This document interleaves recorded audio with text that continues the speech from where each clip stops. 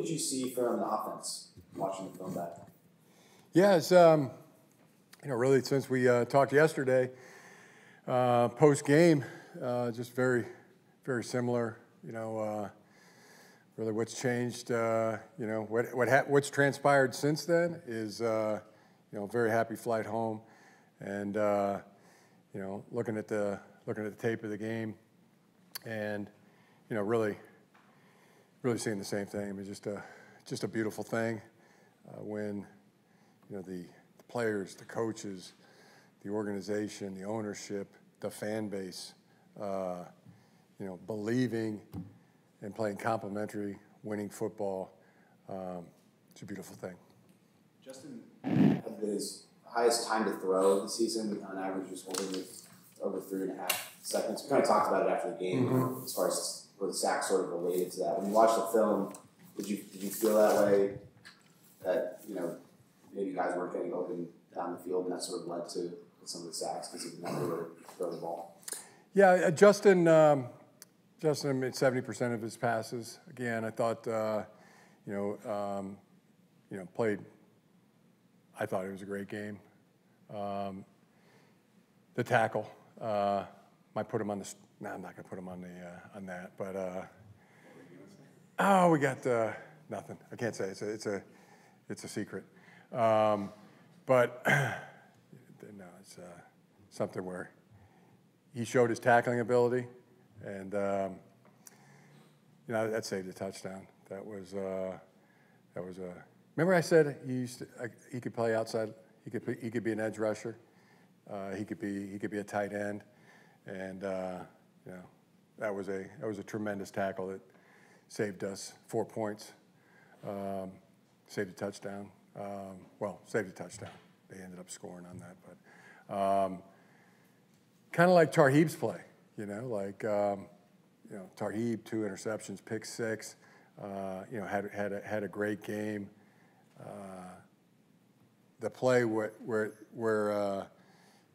they made the catch on him on the sideline where he was going for the PBU, and then he gets back up somehow and gets back in that play and makes the touchdown-saving tackle.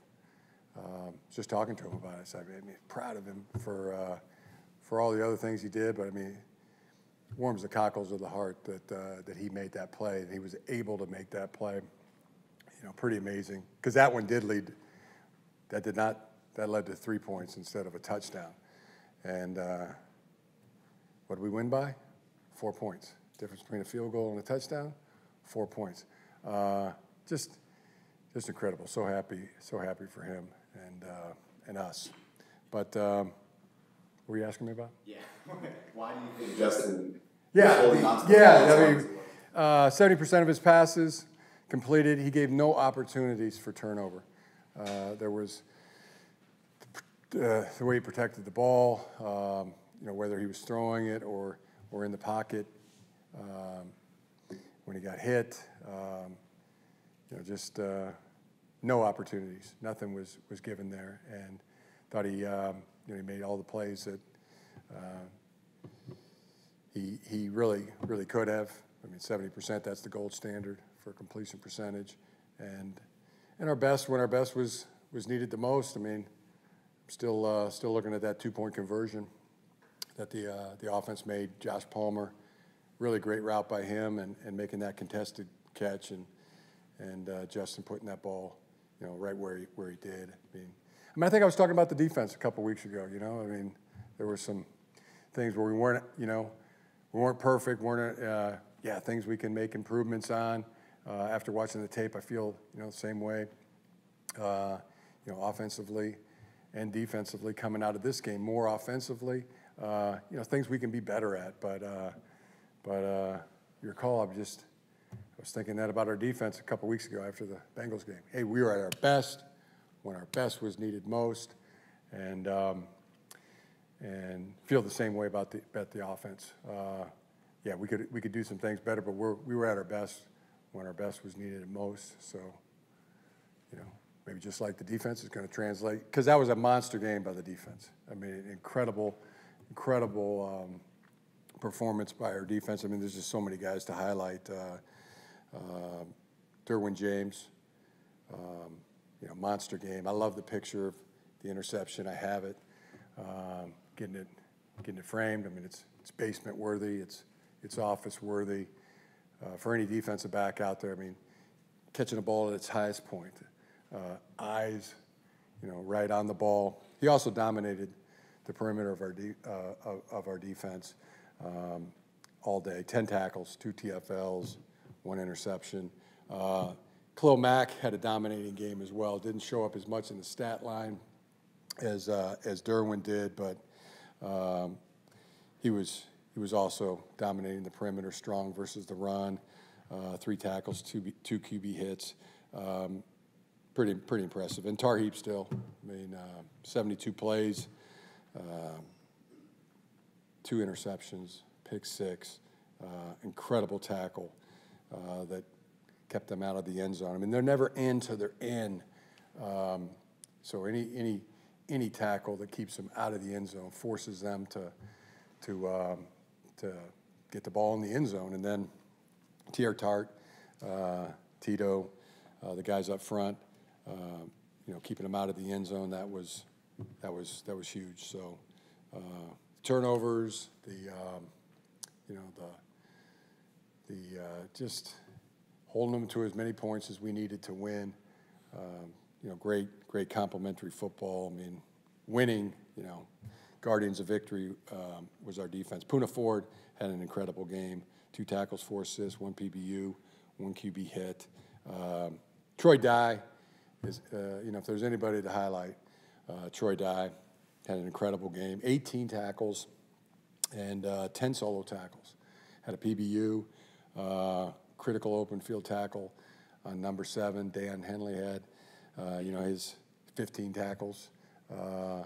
Incredible by him. Communication, getting Jesse's calls in. Communication was outstanding, and coaching points. I mean, it wasn't just a call he was relaying. He was relaying Jesse's coaching points, and there was some maneuvering going on as the game was on.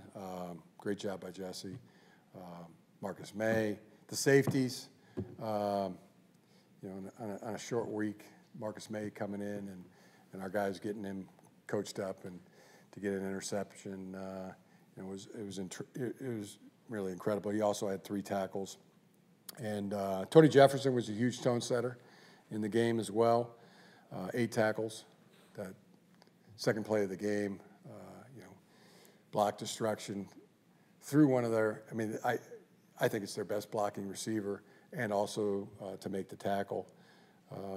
Elijah Molden had a big game as well. He had 81 plays. Derwin had 80. 6 tackles, 1 TFL.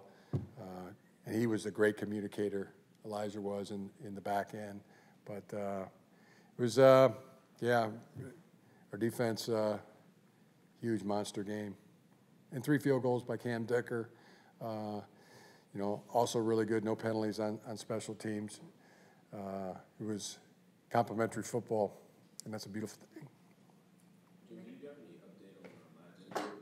update on He's we'll see where he's at, but he's working through a couple things, and we'll see where he is Wednesday and as the week progresses.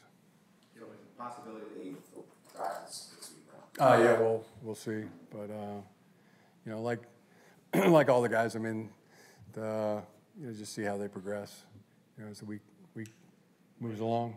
You're going to play on that level you were at yesterday. What did that do for the defense? It's where he always plays. He's the tone setter.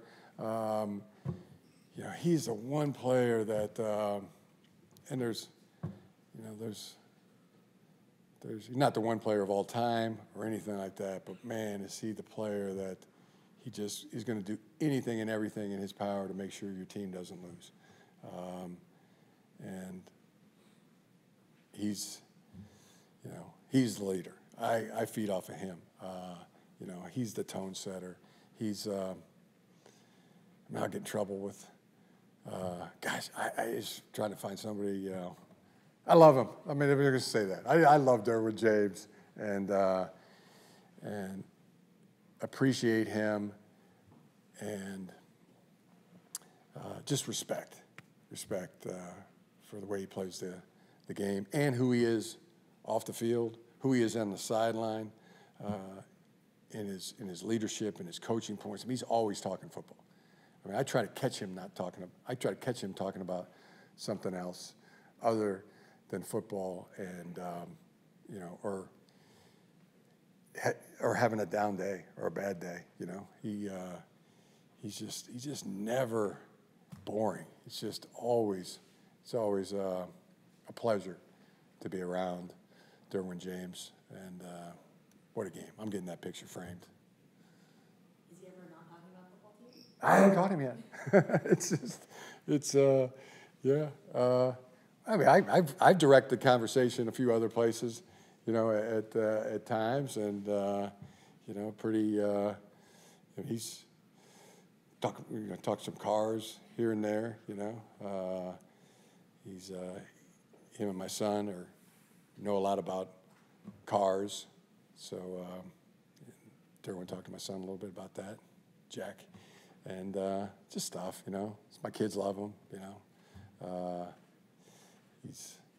He's a favorite player on the team. You know, they got his jersey. You know, I think everybody sees it. You know, everybody sees it. I'm sure people that tune in on the television or go to the games, y'all. I mean, how could you not? You know, it's just infectious. You know, and I think that's why, you know, I say, you know, coming together. It's a beautiful thing. Include the fan base. You know, Derwin James is a huge reason, you know, why our fan base, you know, is believing in this team as well. You mentioned Tony. What kind of value does his presence have on this team? Even when he wasn't playing in games, but he was still practicing. He was annoying you on scout team. Yeah. He's got he's a football player, and it's great to see. You know, he you know, kind of got it started. You know, last year looked into the, you know, the coaching and the personnel and things like that. But you know, just there's nothing better than playing. Coaching, personnel. That's like second best. That's next best. But you know, there's nothing like playing. And just seeing him, big hug in the locker room after the game. I mean, you know, just eye to eye. We both knew it. You know, hate to be the guy that told you so, but I told you so. Playing's better, and you know, for him and for us, you know, it's been a great thing because you know, he's been doing that week after week. You know, practicing, giving the great look, you know, challenging our offense and coaching guys. It's you know, he's special football player. You asked last week about DJ Chark. You said that the opportunity is there for him. He only had 2 snaps in this game. So when you say that the opportunity is there for him, what do you mean? Because obviously he's not getting that opportunity in the games right now. Yeah, well, as we were talking last week, I mean, the opportunity's there. You know, it's there during the week. It's there in the practices. It's there, and it is an opportunity. You go 2 plays. I mean, that's one play's an opportunity. So, like the way he's progressing, and yeah, I mean, everybody puts that uniform and is dressing on game day, or anybody puts on that uniform who's practicing. You know, during a practice day, has the license, the ability and the opportunity to go out there and show that they can contribute. What are you seeing from DJ in practice? Progressing, like I said, you know, I think, you know, it's seeing arrow up, seeing improvement. So I guess what's it going to take for him to play more? If you like what you're seeing in practice, yeah, we're going to play the best players. You know, that's the guys who play the best. I mean, it's not hard. I mean, we all see it. You know, who plays is completely based on who the best players are. How do we know who the best players are? They play the best. I mean, it's a complete meritocracy. So it's, yeah, you got the license and you got the ability. Then you go out there and you show everybody on the team. Well, we don't get to a lot of practice during the season, unfortunately. So you're saying that you like what you see from DJ in practice, but the best player they're going to play. So the implication there is that he's not. There's some guys playing better than him. Yeah. And is it related to? Obviously he was injured, missed half the season on IR. He had the hip, became a groin. Is there any part of it him still working his way back from his injury and getting to full health? Is that a factor in what you're seeing in practice from DJ? Yeah, I mean, it's just, guys competing, and guys are. It's not much of a difference, but yeah, Ladd McConkey. That's how can you argue? The production. Josh Palmer, Quentin Dede. I'm talking about Dede for a little bit. I thought he had one of his better games of the season. I think he can contribute more as well, and he's earned those opportunities. So it's a matter of earning those snaps and by how you play. It's really just that simple. I love the fumble recovery he made in the game. Somebody that was alert, active, ready to roll. So it's just a matter of being better than somebody else, and I can't say it any more plainly or clearly. That's all the playing time.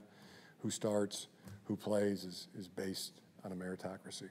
The one guy you didn't mention is Jalen Reagor. He had 13 snaps in the game. Yeah. DJ's too. So what's the separation there between what Jalen is giving you versus what DJ could give you? Yeah, so far he's been playing better. That's why he's playing more snaps. Jim, the Chiefs. You talk about in certain interviews about how you. DJ was on. There was a lot of weeks there he wasn't practicing. So yeah, there's an ascension. There's a getting back in and improving that. So just simple. Yeah. No underlying meanings. Just it is what it is. It's a meritocracy out there. If we could watch practice during the season, we could make those determinations ourselves. The problem is we don't get to watch. So. Get into coaching. Or playing, Get into coaching or play, then you have the opportunity. You talked about when you were considering this job about if you were man enough to take it, to be in the AFC, to compete with these teams. How much of consideration was it joining a division with the Chiefs, a team that's obviously been in the Super Bowl a few years in a row? How much of that did you consider that when you were taking this job? Yeah, that was a piece, as I've said. That was a piece to it. And with them this week, is there an added sense of, I don't know, is there any added intensity this week when you play a team like that? That's a great question. I think one that probably deserves a worthy answer, and I just have always felt that the intensity should be 10 out of 10 every single week. No matter who you're playing, it's always the next game is always the most important one. So. You're 8-4 with 5 games left. Are you someone who looks at the standing right now, or are you just focused on the task at hand? Oh yeah, we look at the standings for sure. Those are very important. We're fighting for our playoff lives. And the thing you'd be great if somebody else. Doesn't win, but you just can't count on that. It's just something you can't count on, so you don't count on it. It's probably like you gotta win the game yourselves. That's what you have to do. Can't really spend any energy hoping a guy, a team messes up. I think I heard a pro golfer once say that. When they're on the green and the guy's about to make a putt, they're just assuming they're going to make it, and they're just focused on their own shot, so to speak. I would think it's probably similar to the way I would think of that, we got to take care of business. That's what matters. A couple of couple of weeks ago, Coach Roman told his room that sacks don't lose you games, turnovers. And you guys are plus 11 in that department right now. It's one of the best marks in the NFL. Yeah. Justin is about to reach 300 passing attempts without an interception. Is that something that you ever have to talk to him about, or is the message is clear during the week? There's no reinvigorant in that department. Yeah, I mean, we've talked about it. A lot. You know that the gold standard would be 2 interceptions per 100 throws. That would be really good. That would be the gold standard. You know, to have approaching 300 throws, you know, without an interception is, you know, it's record setting, which he is setting records for with the franchise, and somewhere in the 400s, 400 and some change would be a record for the, you know, in the history of the National Football League. So, you know, that's why I highlight it. I mean, to not put the ball in harm's way, whether, you know, it was one of the sacks or one of the hits, or, you know, when he throws, to not give an opportunity for a turnover is, you know, that's great. That's being a guardian of victory for the football team. Ask you after the game yesterday, just if you felt like they maybe changed how they were playing last from the first half to the second half, and you said, sort of figure that out on tape. Did you see anything in terms of, were they rolling coverages his way more often? Were they doubling him more in the second half that you think led to him not having as much of an impact? Yeah, I mean, it's been going on now for several weeks, actually. I mean, I can't remember the first game I saw it. I remember talking about it, like, you know, third down, they were doubling Ladd. That was like game 2 or 3 or 4. I mean, what a compliment to a first-year player, a rookie receiver. But he's been getting that kind of attention, you know, throughout. And it's not every play. I mean, they disguise, they mix, they roll, they double. You know, they in and out. You know, there's all the options, but you know, he definitely draws attention. Did the Falcons turn up the attention more in the second half? Did you think that was the reason at all why you only had one catch in the second half? Yeah, he was more limited in this. Ladd himself was more limited in the second half. In terms of productivity, or in terms of like physically? Physically. Yeah. Why? Yeah. Yeah. He went. I mean, it's like he went till he couldn't go anymore, and that's what caused a dip in the productivity.